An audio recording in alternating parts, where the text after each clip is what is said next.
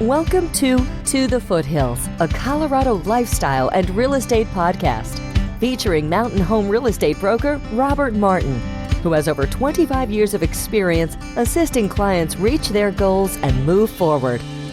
Tune in each week for a dynamic conversation with experts, Colorado adventurers, and residents that explores the ins, outs, and specific nuances of buying the perfect mountain home or selling your dream home in Evergreen, Conifer, Bailey, and surrounding areas to catch a glimpse into the Colorado lifestyle that's a part of you. Well, welcome to the podcast. Today, our guest is Steve Wilson with the Alpine Rescue Team. Steve, thanks for joining us today. Appreciate it. It's my pleasure. Thanks for having me. Oh, you bet. You bet. So tell me about yourself and your background. Well, let's see. In my real life, I'm an engineer for a company in Denver that builds space launch vehicles. So I get to say I'm a rocket scientist. That's interesting. I've been on Alpine since 1996. So 25 years and counting. Wow. And so, I started Alpine when I started grad school in Golden. Where did you go to grad school? The school mines, Colorado school mines. Our son graduated there with an undergraduate degree and is now completing a master's degree. So wonderful school. Tough, very challenging. And it's just a great place to live. You know, Colorado and the Front Range is a wonderful place to live. And, yeah, for sure. And I got my undergrad there as well. And that's when I learned how to rock climb and backpack with, college classmates. And, it got me into the mountains more, and having some flexibility, some time here got me into, giving something back to this area. And that's how I joined Alpine and never really looked back from that. What do you do with Alpine, Steve? I'm number one, I'm a public information officer, which means I'm one of the faces of the team to the media. And I'm also one of the mission coordinators. When we get a mission, one of us is on call 24/7. There's 13 of us, and we sort of split up the shifts. The whole team is a volunteer. So if the team gets called for something, nobody really has to respond. We all do if we can, but nobody's forced to, except for one person, and that's the on-call mission coordinator. So, gotcha. When the sheriff of either any of the three counties that we cover calls, they have assurance that somebody will answer. And it's, on the days that I'm the mission coordinator, I get to answer that call. And sometimes it's convenient and sometimes it's not so convenient. How often have you had to respond to an emergency, and what's it like being part of the search and rescue team? Well, let's see. Number one, how often? The team gets about 130, 140 missions per year. Wow. Which, it doesn't seem like a lot to somebody who's a firefighter or an ambulance driver or something. But for a backcountry search and rescue team, that's a ton. We're not quite the highest workload of teams in the state. There's a few that have even more missions than us, but it puts us in probably the top 4 in the state, which puts us probably in the top 6 in the country. So it's a busy team. Figure on average, it's once every 3 days or 2.5 days, but it doesn't really spread out that way, and that's not the nature of it. It's more of a, maybe for 2 or 3 weeks, you won't have anything. Maybe even for a month or two in certain seasons, you don't get very much. But then our busy season, we'll get 5 in a single day. Mostly in the summertime and spring? Yes. Is it a lot busier? Yeah. Our busy season is the summer, from basically Memorial Day is kind of kickoff, and the final whistle blows at Labor Day, and there's always some pregame things, and there's always some overtime, but predominantly, probably 75% of our missions, maybe 65 to 75% happen in that summer. And that's when most people are going in the mountains. More people means more missions. I'm sure they're all different, and you've seen many, many different ones over the years. Are there certain ones that you see more than others that, you can point out and say, if you're going to be doing these things, maybe take these precautions? Yeah, I mean, if you've lived in Colorado, which I'm sure most of the people listening to your podcast, and you probably have lived here a long time, you know that the weather changes very rapidly. Sure. In the summertime, it can be 80, 85 degrees in Denver. And so people go to the mountains and figure, oh, it's going to be nice and cool. It'll be 65 degrees. And that's true until that thunderstorm comes through. And in the summer, sometimes it's not just a thunderstorm, but it's hail and maybe even some snow. And it goes from 65 down to 30 to 35 pretty quick. Right. So the number one piece of advice is be prepared for any weather conditions in Denver and or in Colorado, because it can come out of nowhere. On Mount Evans, you can be driving up to the summit of Mount Evans and you never see the storm coming. That's just over the peak, Right. And you figure, I'm just going to run up from the parking lot up to the summit, nail the summit, come back down with the people from Texas that are visiting. And boy, if anything, the storm comes through, maybe they're already not feeling great because of the altitude. That kind of thing happens all the time. It's true that a lot of missions are unique, that maybe duplicate missions never really happen, but we certainly get duplicate locations. Gotcha. Oh, every year we're going to go to St. Mary's Glacier multiple times, and Grays and Torreys multiple times, and Evans and Bierstadt multiple times. We're also going to go to a lot of other more unique locations throughout our area. And that area is basically Jefferson County, Clerke County, and Gilpin County. And if you think about it, that's sort of from Metro Denver to the Eisenhower Tunnel. And, South Jefferson County goes pretty far south to like Deckers almost. Gilpin County goes up to Rollins Pass and the east portal of the Moffett Tunnel. And then Clerke County is sort of the I-70 corridor. That's a really busy area of our state. Everybody from Denver that wants to go out in the mountains kind of goes through that corridor. Most of them stop somewhere along there.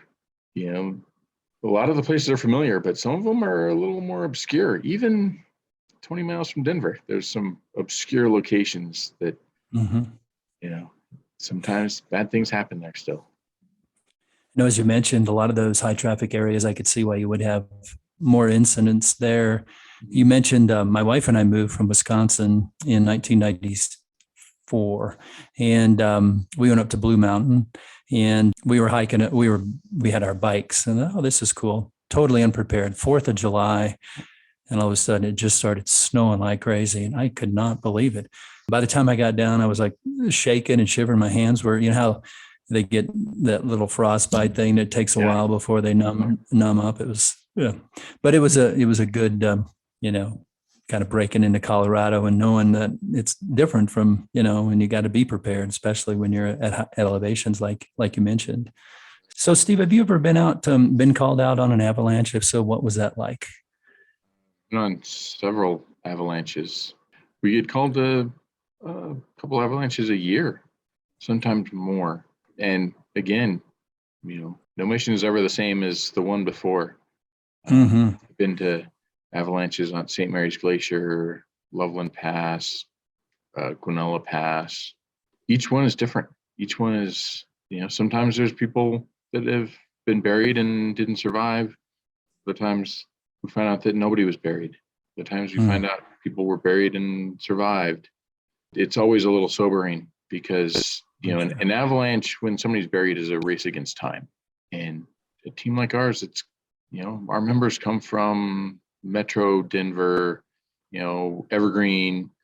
A few live a little bit west of Evergreen, but for the most part, it's Western Denver and Evergreen area. For our team to mobilize to get to anywhere is extended time. If we're at the scene of an avalanche within an hour, that's pretty fast. That's way too slow for somebody who's buried. How often do the folks have an avalanche beacon with them? It's maybe more and more often. nowadays. When I started on the team, it was really uncommon. Mhm. Now it's not necessarily all the time, but it's at least not unusual. Mhm. It used to be highly unusual. Now it's much more mainstream. And if people are really into backcountry skiing, they've taken some avalanche courses, they have some knowledge, and they're usually pretty well equipped. Other times it's people that are in the wrong place at the wrong time that went out for an easy hike and didn't even know avalanche conditions existed. Mhm. Yeah, I mean, I could certainly see that happening. You just go out on a hike and, you're really not cognizant of things around you. And, Right. I could see that could be fairly common. And And how does the Alpine Rescue Team teach the community to be prepared for mountain emergencies? well, we do a few things, and things have been a little bit different over the last couple of years, as you can kind of imagine, with Mm-hmm. being different in every Yeah, for facet sure. of the world. But pre-COVID, we would give educational talks at places like REI. We started having sessions at our headquarters right there to El Rancho. We called them Skills for the Hills. Great. We have people that are good presenters, good educators, as well as being experts in the field of whatever topic. It's not just avalanches, but we would give at least an avalanche awareness class. And those First were aid, always probably. not too much first aid, No? Okay. more like how to use a map and compass, and Gotcha. how to what kind of knots to use, and what sorts of equipment you should take with you on a hike. You can start getting into first aid type of medical things, and there's just other liability things to worry about. Sure. And we don't certify anybody officially to do anything, in the public. You don't get a first aid card or anything from us. But we'd give the Skills for the Hills things on a pretty regular basis. And we try to put out just information, at least try to get out, like on our social media, links to where people can get information. There's the Colorado Avalanche Information Center. There's an organization called Friends of Berthoud Pass. REI. They would put out, they would have their own education courses, and we'd sort of just point people that direction. Your website, obviously, is probably a good place to start too, right? With information and different things. Yeah. AlpineRescueTeam.org. That sounds good. That should have lots of good. It's a good place to start. Gotcha. Yeah, for sure. Well, what other pointers can you share with those adventuring in the backcountry? I mean, you've mentioned some really good, important things. Obviously, the weather and just trying to be educated. The internet has provided us with so much information. Like you said, people now carrying, an avalanche beacon more so than they might have been doing in the past. Right. So I think the internet's helped a lot in that respect. But to be educated. We always have the tips kind of in our back pocket of, carry the 10 essentials.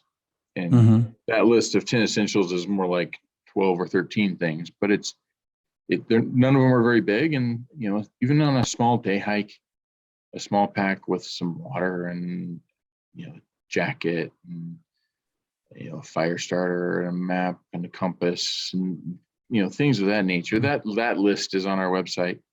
We recommend people have those things. You never know when bad luck strikes. People make decisions that they shouldn't make. Mother Nature makes decisions that you wish she didn't make.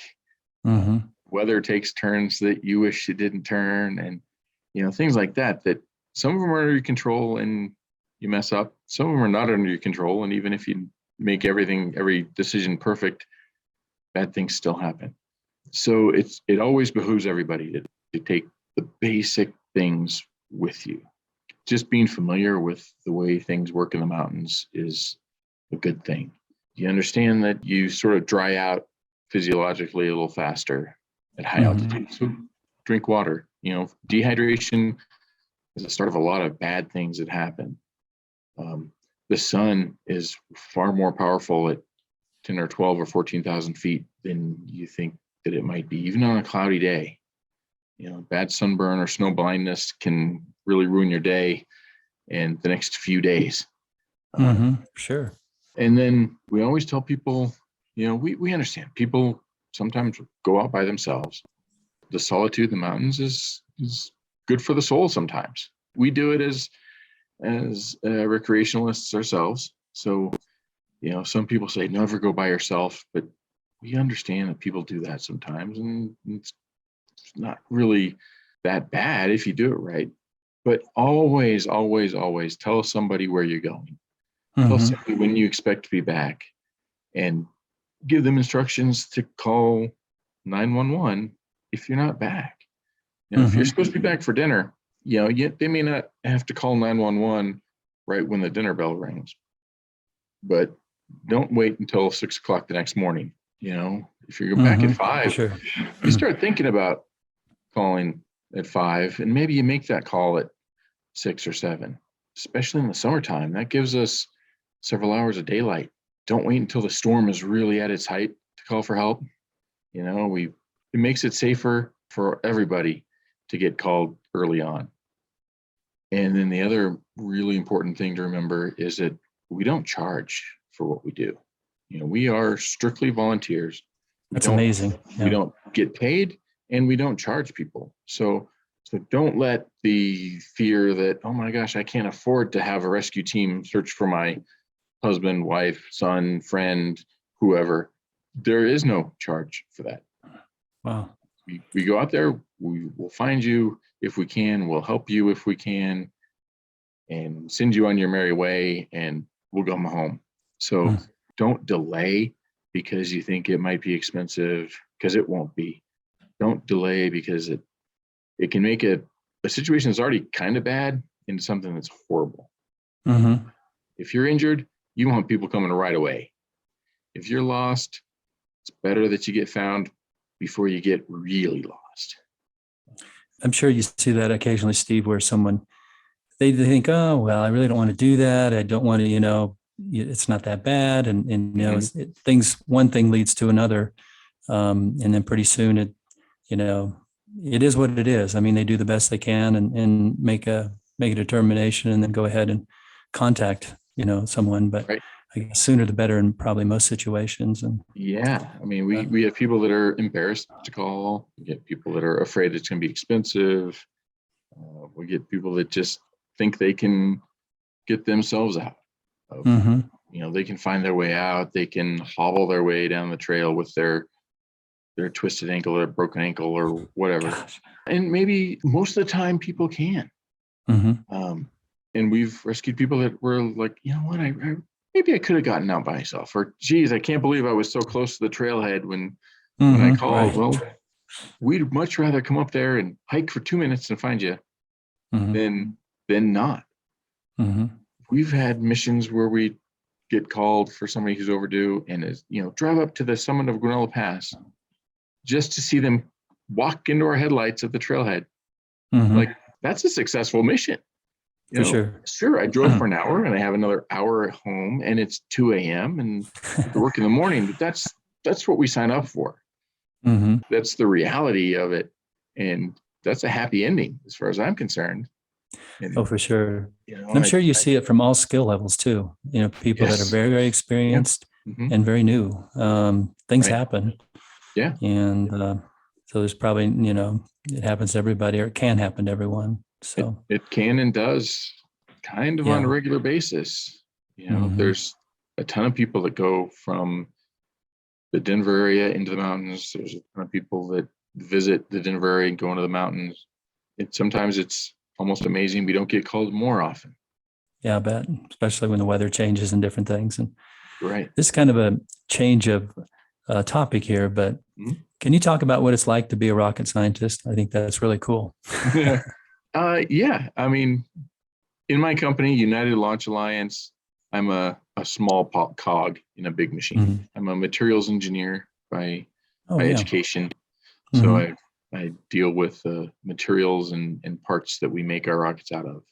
And it's interesting. I love it. It's a fun job. It's challenging, and it really feels like we do good things. We put satellites into space. We've launched probes that have gone to Mars. The rovers that are driving around on Mars. they do awesome science, and they wouldn't do it if they didn't get there. Mm-hmm. We build Atlas 5 rockets, Delta 4 rockets. So we've put probes to every, our rockets in the predecessors that they were designed from have put probes to every planet in the solar system, plus Pluto. Wow. We have one that is a couple of probes that are studying the sun, one of which is right by the sun today, I think. I know being an engineer is a team sport. I mean, you guys work together, and I have a good friend that works for Lockheed, and he's a materials engineer, and he works on some adhesive that holds a heat shield to rockets and different things. And right. It always sounds very specific, but very, very interesting. It is. I like to think of myself as like, in my job, I'm a small cog in a big machine that changes the world. Sure. On Alpine, I'm a little bit bigger cog in a smaller machine that changes our corner of the world. You think those two kind of work together? I mean, having the experience of what you do. Yeah, I think being on the rescue team for 25 years has made me a better team player, which makes me a better engineer. Like you said, it's a team sport. Makes me a better, being a good engineer makes me better at some of the rescue things we do, that some of them are very technical and very, very numbers oriented. How much this guy on the cliff weighs 200 pounds, and we're sending another 200-pound guy down there with a system of ropes and pulleys. Do we have enough? Yeah. Are we within our safety limits and things like that? And can I figure out how to do it efficiently and quickly? And the engineering background certainly helps on some of those things. When you're not building rockets or assisting others that might need help in the outback, what do you like to do? What are some of your favorite activities that you like to participate in? Well, let's see. I'm married and have 2 kids. Okay. One of them's 8, one of them's 6. And cool. You kind of between those things, working, Alpine, 2 little kids, all that's really left is sleep sometimes, Understood. I understand. It's a full schedule, and it's a great schedule. Also I like to hike, and I like to climb, and that's great. I like to ride my bike, and I don't do any of those like I used to. Tinker in my garage from time to time, and there'll be a time when you'll have the opportunity to get out and enjoy what you really like to do as well outside. Right. Not that you can't do some of that now. Alpine gives me the opportunity to get outside quite often. Yeah, for sure. To me, that was one of the things that drew me to it, was that I liked the idea of giving something back to my community. Found a way to do that while doing something that I really enjoy doing, just hiking and being out in the mountains.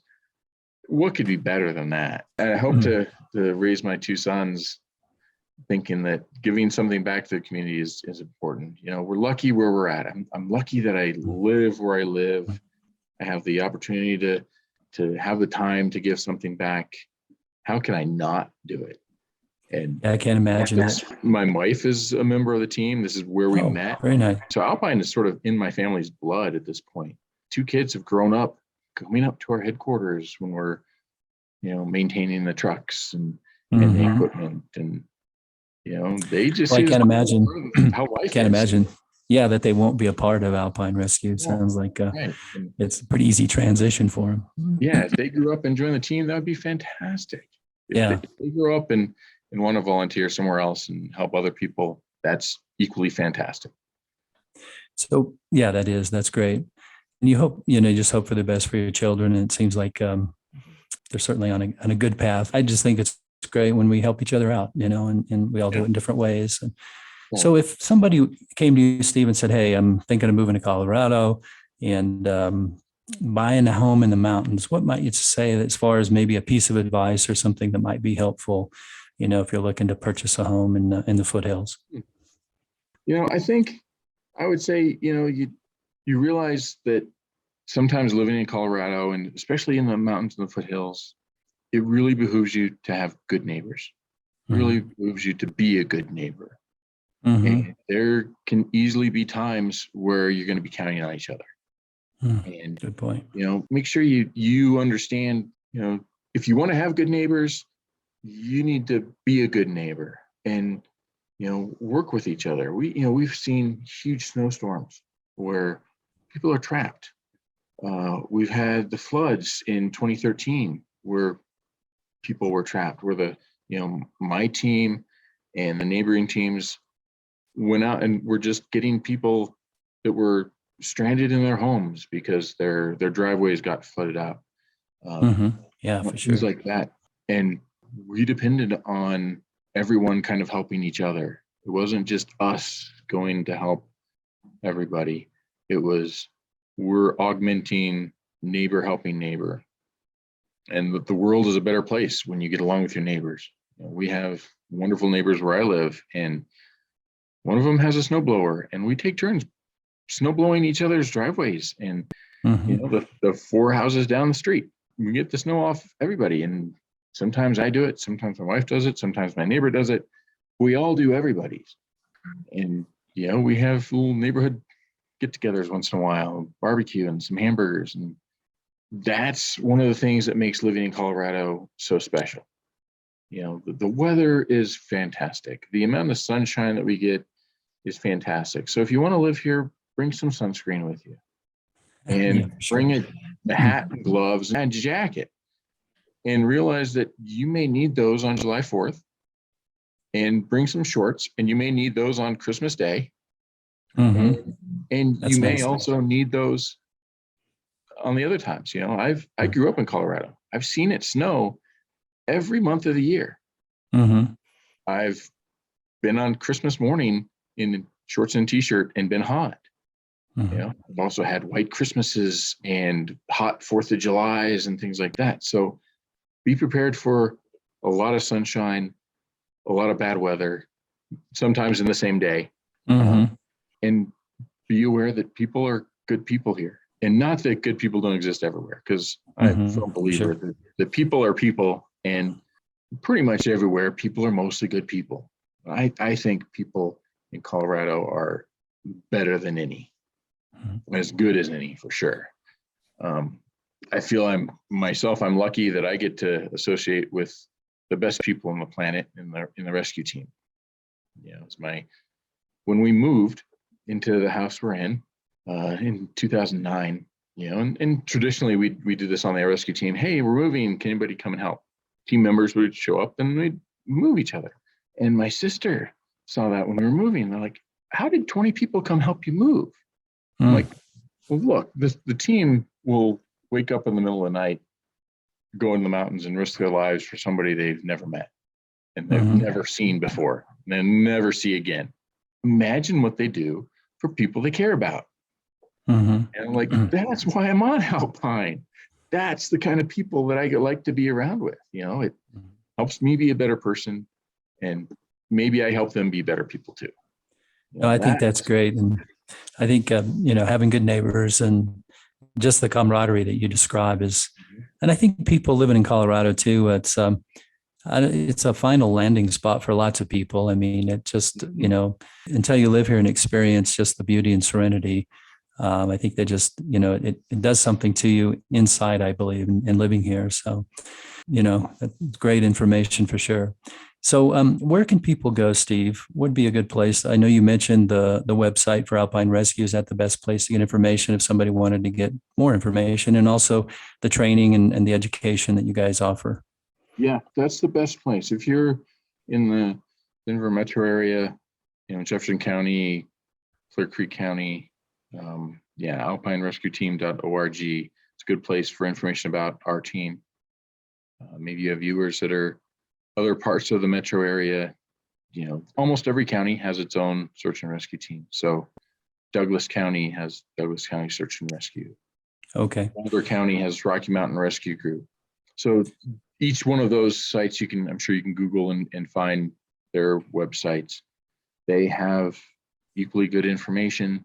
If you want to get involved in search and rescue, each one of the teams has their own sort of process of how to join and who we're looking for as team members.